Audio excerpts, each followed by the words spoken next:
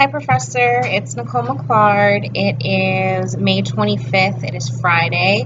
I am getting ready to start exercise 2, I believe, of the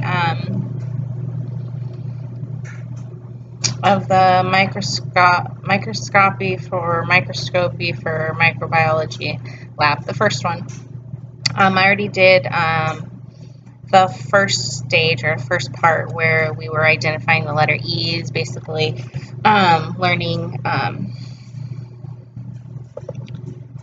the microscope and how to use it. So here's my workstation. I'm on my kitchen counter right here. So I've got my microscope, got my slides, I've got my oil immersion lens and the oil. This is the best spot for me. This is where I'm working at the moment. So I'm going to go ahead and get the instructions out for exercise 2 and get started, and I will see you in a bit.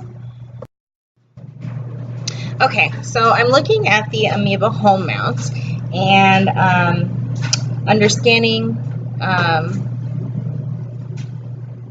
it was easily found, but all I could see were kind of like purplish, like droplets almost, and one was like a light blue, almost clear, translucent. So then I went into the low power, and also the same thing, just in a little bit larger magnification, even a little bit closer up. And then when you get to the high power, for me, I was looking for the purple, which I struggled. It took me a long time to just find what I was looking for. And then I finally got to focus in, and I think what I have now, they look like little bugs, like clear, like a clear, like bug looking thing. So I hope that's what I'm supposed to be looking at, and that's what I've got. So I'm going to go ahead and change the lens to the oil immersion lens, and I'm going to go ahead and look at it through that. But I just wanted to stop and explain real quick what I was looking at and what I was seeing.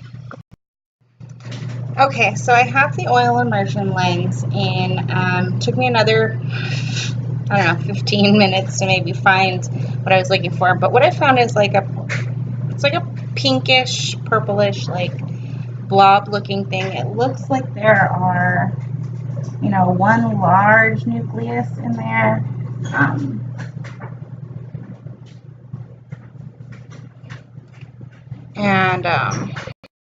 So yeah, now that I'm looking, there are quite a few like purple, like blob looking things. I'm going to try to take pictures best I can.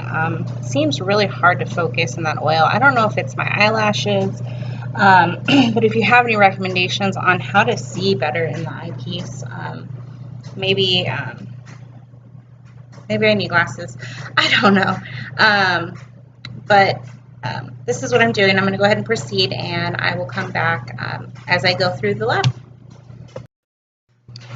Okay, looking at the penicillin slide now, just want to tell you what I'm looking at. It looks like, the best I can explain it, like a piece of yarn with lots of furry hairs just coming off of it. So it's bright pink, and it just like I said, lots of growth, a lot of little lines, little tracks, whatever you want to call them. So I'm going to keep going. Just wanted to explain that to you guys.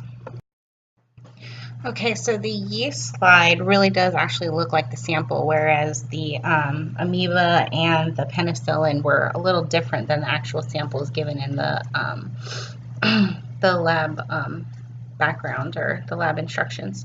But the yeast is like little round, like pinpoints, basically. That's what they look like to me right now. So I'm about ready to do the oil immersion on the